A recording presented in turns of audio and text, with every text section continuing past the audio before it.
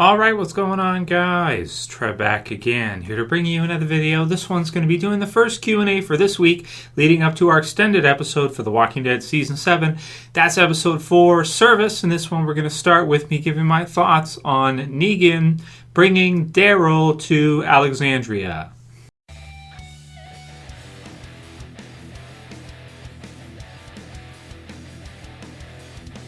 And I want to thank YouTube user Steve Harvey, and yes, he's actually got a picture of Steve Harvey, who called it out. I actually had a picture from the promo that I snapped for the predictions video, and I didn't even see, as you have all the people coming in with Negan to Alexandria, Daryl is there. He's right over Negan's shoulder. You can also see Dwight with kind of the blonde hair right near him, and you can see the prison gear and all that kind of stuff that Daryl has on. So this is pretty cool. This is pretty surprising. I think it's a good thing. It adds to episode 3, The Cell, and it'll be interesting to see how Rick and the others respond to Negan bringing Daryl. I guess it makes sense from Negan's perspective that he would bring Daryl because he wants to show leverage over the group at Alexandria, right? He wants to bring Daryl to show that, hey, you know, this could happen to any of you. I could take any of you and throw you in a cell with terrible music and torture the hell out of you and feed you dog food, treat you like an animal. So it's pretty cool stuff. I can't wait to see how Rick responds once he sees Daryl and he's like, holy shit.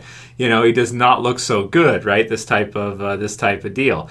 I wonder if Rick will question him about Daryl. I wonder if Rick will go up and try to ask Daryl, how have you been? Are you okay? Is everything okay?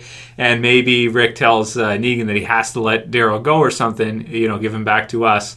And we'll see how that all works out. But that should be an interesting conversation for sure to see them go through in episode 4, and something I'd be really excited to see. Because, of course, Negan has not been treating Daryl too well. He's been, like we said, keeping him in a cell, awful music, dog food, threatening to maybe kill him, threatening him to turn him into zombie food or zombie, or trying to turn him into like Dwight. So very cool, very excited. This should be a great episode 4. And I'll also put the link in the description to my video predictions for this week. If you guys missed it or you missed my review for The Cell, episode 3, the links will be in the description for both.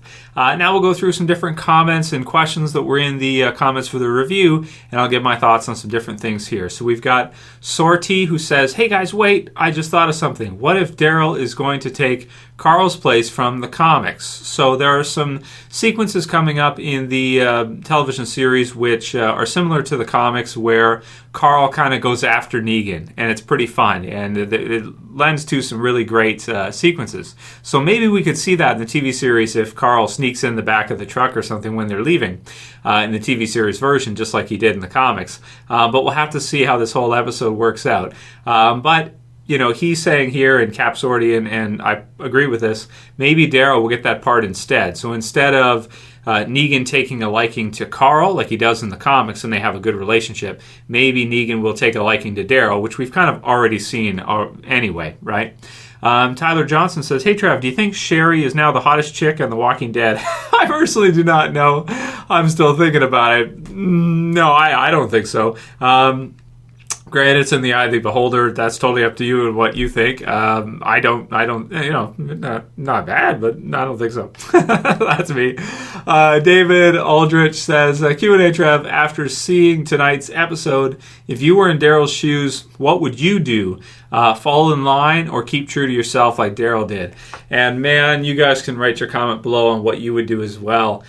That is such a hard question. Well, at least Daryl's had plenty of time to think about his options. Do you stay true to your values and true to yourself, or do you become a hypocrite and join the Saviors even though they did this to your two close friends and just what Negan is doing? So do you fall in line with a dictator like Negan, or do you stand up, do you refuse and be killed as a result? I would say that I would play the game, I'd get outside of my own head, and I would play the game as best as can be played until an opportunity arises to possibly, leave or get revenge or do something like that. You know, play the game for long enough until you're able to do something about it. So I think that's what I would do personally. It wouldn't be easy to do. And it might take a while, and you might have to kill some people like Dwight has done or do things like that, which are really against your values. But I've learned over time as I'm aging that values and morals have a price in this world. And if you want to have them, that's great. I mean, they're fantastic to have. And I am a person of strong values and strong morals, and I usually don't break them. But they do have a price. They do have a price, and they're worth it, I would say.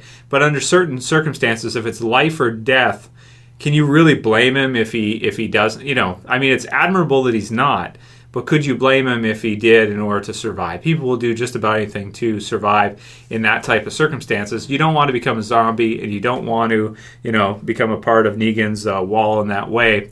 So I would play the game long enough to be able to do something about it myself. You guys can write your comments below. Let me know what you think and where you're at with that. And that's not to say that I don't have strong values. I do, and I would feel a lot of cognitive dissonance and inner conflict as a result if I went against my values. But if you play the game long enough, you'll maybe see an opportunity, right?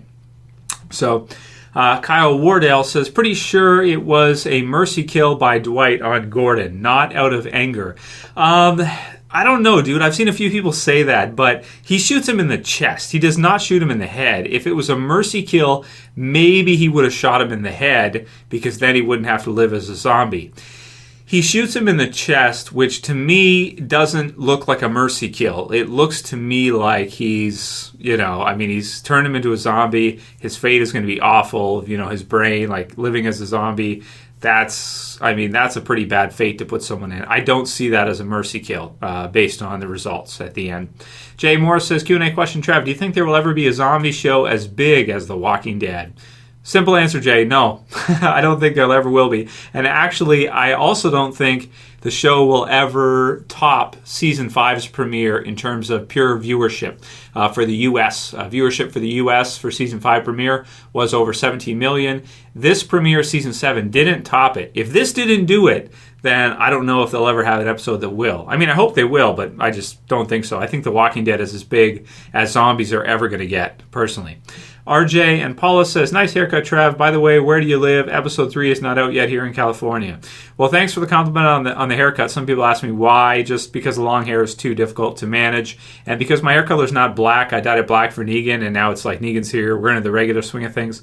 I'll shave it, and it's just such a pain to work with all the time. And this is much easier for sure. So even if it doesn't look as good, some people like it better long. Whatever. I don't really care about looks, to be honest with you. And where do I live? Stalker. I'm not telling you where I live. No, I'm just kidding, RJ and Paula. It's cool. I wish I could tell you guys, that kind of stuff, but that is really dangerous to do, It really is. You start telling people your hometown, you start telling people, that's not a good idea at all. Next one's from Arash Haji, and we'll do like one or two more. Says, what's your name? Kind of reminded me of Ramsay Snow from Game of Thrones. Daryl's the new Reek. And I wanted to put this in here to comment. Ramsay, as we can see now, is much worse than Negan. He is. And for people that don't watch Game of Thrones, he cuts Rick's dick off. I need to say it right. Dick. He cuts his dick off. That's brutal. That's worse than Negan. I mean, Negan does some bad stuff. He's got some bad music. Dog food doesn't taste good. But at least Daryl gets to keep his penis. So there it is. Meredi says, great episode, although Dwight is really a dick. And I agree. I mean, even though we can relate a little bit more to Dwight now, I still see him as someone with Stockholm Syndrome. I still see him as a fearful, kind of inner scared person that relies on the strength of Negan and is not a strong human being. Because if I was in his circumstance with Sherry, right off into the sunset, figure out, find a place, make it your own, Make sure you protect her, make sure zombies don't kill her, and start on your own. Build it on your own. That's kind of cowardly to go back to Negan, to Daddy, and get him to take care of you. Be independent, even in a zombie apocalypse. Do the best you can. Find a place. Morgan's been able to survive on his own by himself. So you mean to tell me that you can't? I mean, I think you can figure it out. I think you find a place. It doesn't have to be with the Savior. So those are my thoughts. Write your comments below. Let me know yours. And if you guys like this video, please thumb it up below. You can also share, favorite. And if you're new and you want to subscribe, bottom left, be sure to subscribe. That's it for this video. See you guys again tomorrow for another Q&A. As always, it's Trev. I'm saying peace. Later, guys. See ya. You better subscribe.